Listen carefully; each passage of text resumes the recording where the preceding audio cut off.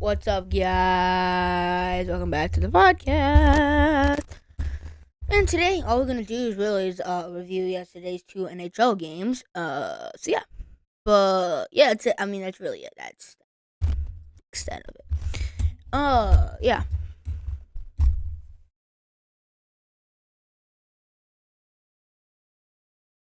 But all my social medias, my Twitch Discord, my Discord for this podcast, couple of Facebook discussion groups, my Spotify, and my website are all in the link to this description of this podcast episode and previous ones. So go ahead and follow that stuff, check that stuff out. I got a few stuff to talk about here. First of all, it is the Fargo forced trade of the USHL NHL and USHL podcast. Didn't read the title, but yeah. So for the forced trade, let's look at it here. I reposted it. Oh, I gotta look at it.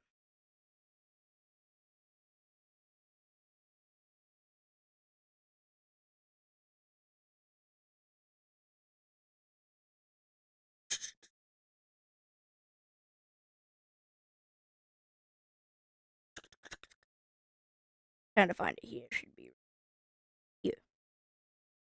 I'm searching it up. I'm just searching up the Fargo Force. Fargo Force. Go down here. Okay. The Force have acquired Cameron Coyne, how do we say that? Matthew Lansing, and Jonah Agreeder, as well as draft picks in exchange for Reed Davitillo, Finn McLaughlin, Munson, and future considerations. So, we had defenseman Cameron Coyne. I'm not quite sure who that is. And then Matthew Lansing, he's a good player from Waterloo. And then Jonah Agreeder, from Omaha, very good for Omaha, and they pick up a few picks and future considerations. Muskegon receives Finn McLaughlin, who is a great defenseman. I think that's going to really bolster up their decor. The final stretch of the season, Waterloo receives Reed Davitillo as a phenomenal forward. That's going to be huge for Waterloo come playoff time. And then Omaha receives Brady Arneson and future considerations. So that's a pretty big trade. Fargo traded away a few notable players. I'm not quite exactly sure of all the players they received. But next, we got to talk about the Ville Husso trade. Ville Husso have been traded away from Detroit to Anaheim. So, here's the thing. This is signaling to me that John Gibson is going to get moved. I think they're trading John Gibson very, very, very soon. And then, so they want Ville Husso to replace him. So that's what's going to happen there. But first, before we talk about John Gibson and his possible landing spots, we look at Ville Husso trade itself. We gotta look at that. Well, what exactly happened? What was the trade details? So the trade details. Ville Husso.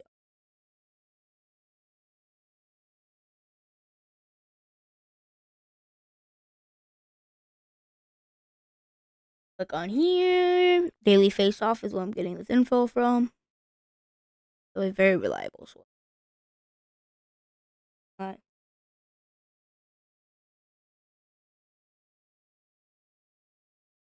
Yeah, in exchange for future considerations.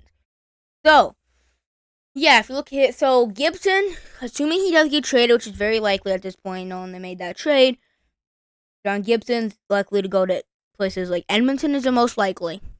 And then Carolina plays second most likely.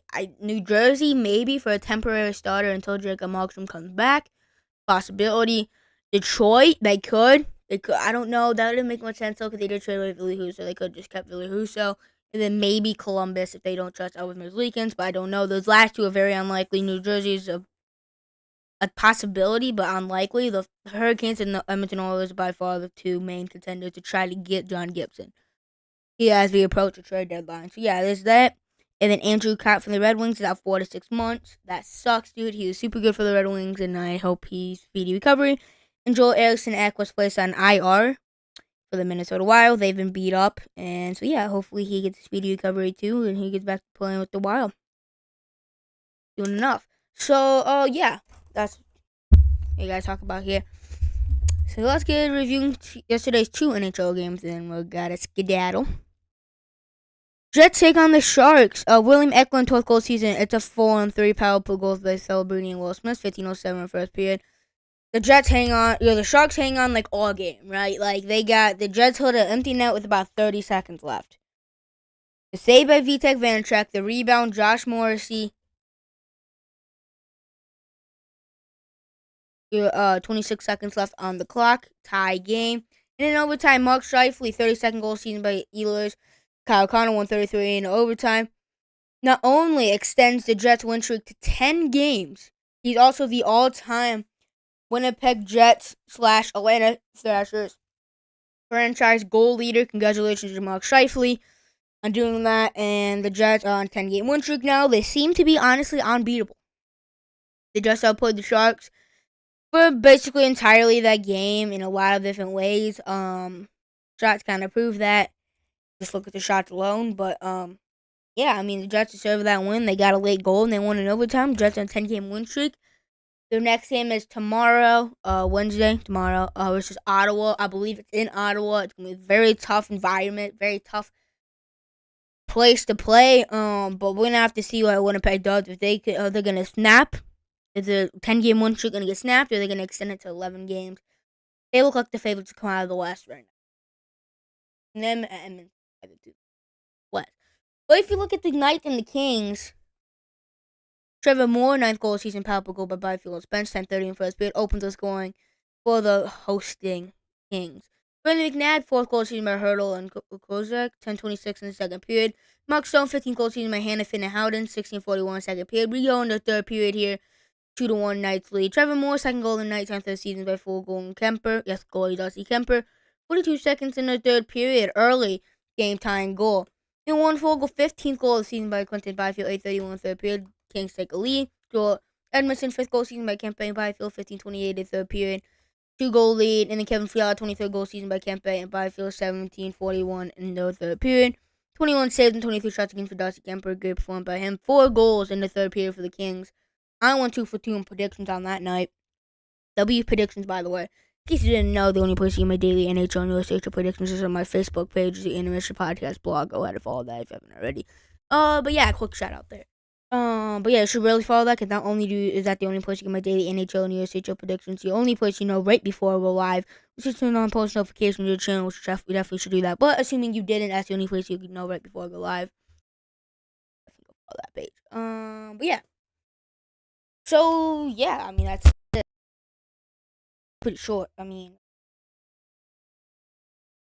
yeah, that's going to do it for today's podcast episode. Hope you enjoyed. Have a great night, which is live, or after live at night, either morning, evening, afternoon, or whatever time you're watching this. Like this episode if you haven't already. Subscribe to the channel. Follow the podcast, watching on Spotify. Post notifications to the channel if you haven't already. Follow all of my socials, look at my website, my Spotify, my Twitch Discord, and a few my USHL discussion Facebook group that I made myself with 5.2 thousand USHL fans in there, and a Saints for Life group, Facebook group with about 1,000 to be fun Saints fans of the USHL. Go ahead and look at all those in the description. This podcast episode, and it has about a paragraph and a half of who I am, and about a paragraph of how to contact me if you ever have questions, comments, or concerns about this podcast. So yeah. Hope you enjoyed today's podcast episode 24 of season 9. I'll see you guys tomorrow for episode 25, season 9. Peace.